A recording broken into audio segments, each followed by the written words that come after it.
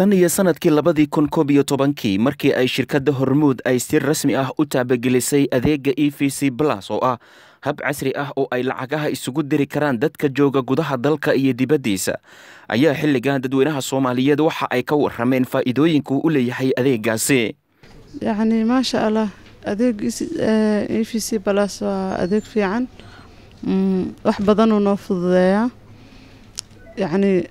sida lacag bixinta ku adeegashada gaariga saaran tahay kaash la'aan ku dhacda EVC isticmaale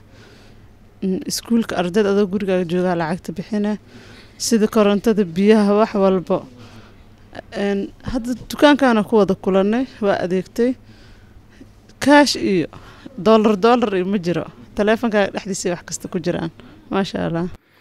Mas'uuliyiinta shirkadda Hormuud ayaa ku howlan sidii ay u horumarin lahaayeen adeega EVC Plus iyo adeegyada kale oo ay shirkadda bixiso.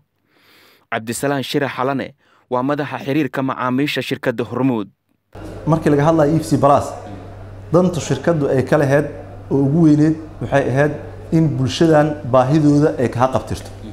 Markii laga hadlayo baahidaas dhinacaas markii laga fiirinayo shirkadda hadafkeedu ugu weyn wuxuu ahaa in bulshadan ay u shaqeyso ayaduna ay ka shaqeysato baahidooda mar walba wax ayaga baahidooda dabooli kara ay hesho. baahida ujeedada ugu weyn marka maadaama ay dadka baahidooda in la xaliyo shirkaddu dhinac markii la fiiriyo qayb kamid ah way ka xalisantay mar walbana horumar intaas ka sii badan shirkaddu way ka fikireen in mujtamac ay u shaqeydo baahiyaadka maanta ay u sameysay iyo kuwa ka sii badanba ay u keentay laakiin ujeedada ugu weyn oo mar walba shirkaddu adeegyadeeda ay ku saleysan yihiin ha ahaado EVC Plus ha ahaado kuwa kale la xiriira waa mujtamac ay u shaqeynay customer requirement-geeda si u buuxiso adeeg kasta shirkaddu keentani customer baahidiisa ay ka imaataa customer baahidiisana lagu xaliyaa.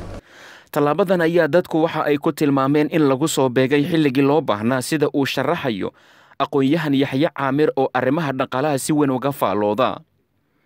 adeegii ay qabanaysa EVC aad u fududeysay bulshada halkaadoo inta jooga qof baadiyo jooga fog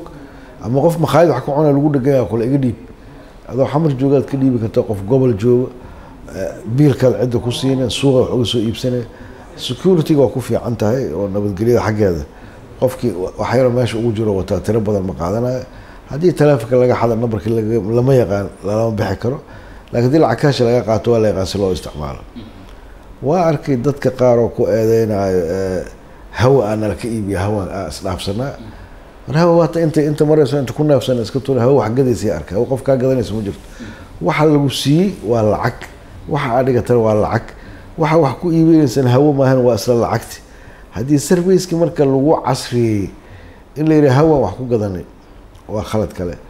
Umar Maxamed Somana, Universal TV, Muqdisho.